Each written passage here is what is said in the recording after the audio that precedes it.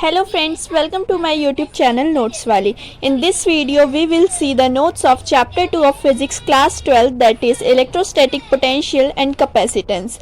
The link for accessing the notes is in the description box, and also there is link for all the notes in one place. Let's have a look at the main topics of the chapter. So in first part of this chapter we will complete electrostatic potential topic, and then we will cover up capacitance. Capacitance is not much large topic, but it is very important from the numerical point of view, and when we are solving physics we know the importance of numericals. We have noticed already in the previous chapter that the gravitational force and the electrostatic force have a relation between them. Both of these forces are conservative and they follow the inverse square law. And then we define electrostatic potential energy, that is the work done to move a charge from one point to another against the electrostatic force, and that work done is stored in the form of potential energy. Then we define the electrostatic potential energy difference, and here all the terms are very similar, so you must remember and also understand the difference between them. The electrostatic potential energy is denoted by capital U and its SI unit is joule as other energies.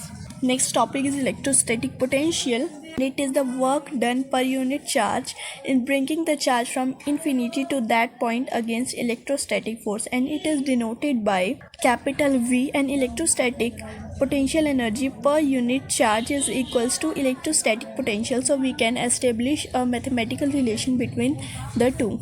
Now we come to potential at a point due to system of charges, and it is given by the superposition principle that we have studied in the previous chapter, and the link for previous chapter is in the description box. You can go and check that.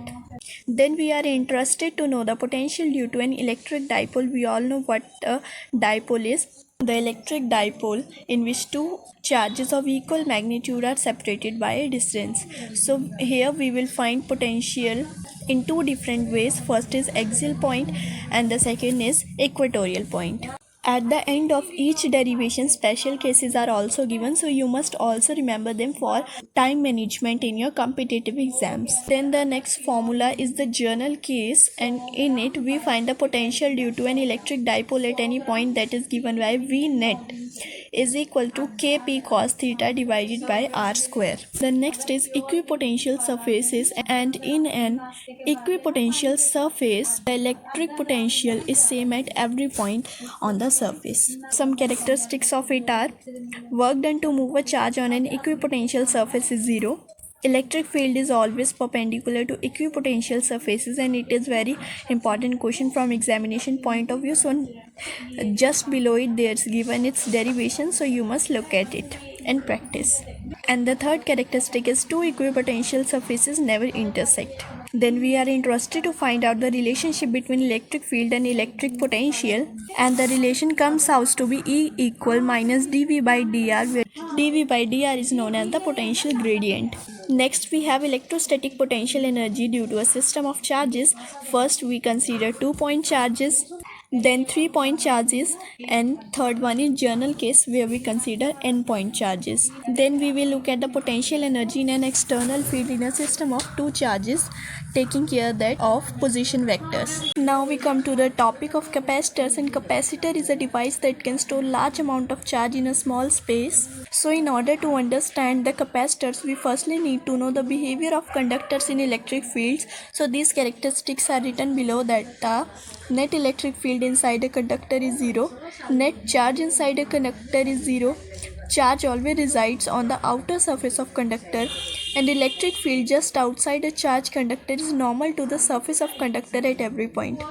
Electric field at the surface of charged conductor is given by sigma by epsilon naught into n cap, where n cap is the unit vector which is outwards and perpendicular to the surface of charged conductor.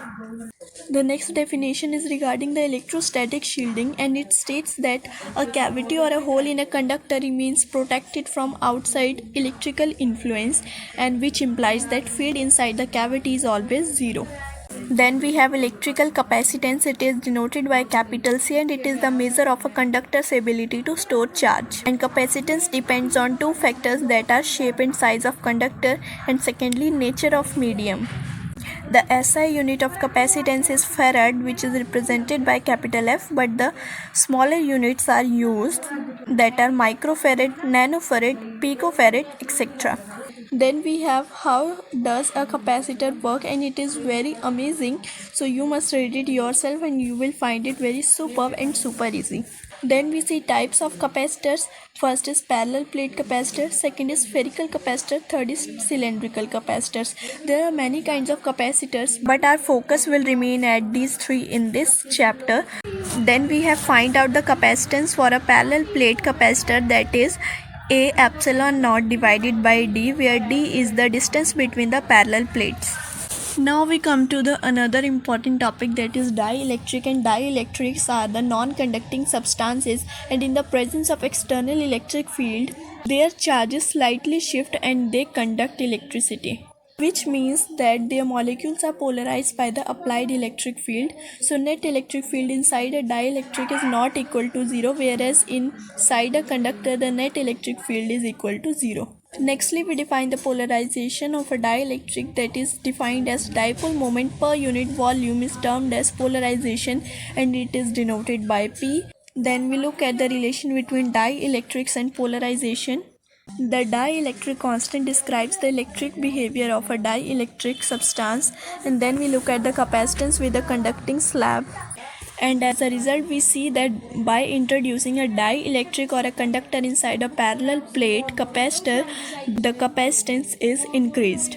Coming to the last important topic of the chapter is the types of capacitors combinations, that are of two types, series and parallels. In series, the equivalence capacitance is given by the sum of reciprocals of capacitance of individual capacitors, whereas in parallel arrangement of capacitors, the equivalent capacitance is given by simple algebraic sum of capacitance of individual capacitors. Then we come to the energy stored in a capacitor, which is defined as the work done is transferring charge from negative towards the positive plate is stored as electrostatic energy in capacitor. That electrostatic energy in capacitor is given by the half into Q square divided by C.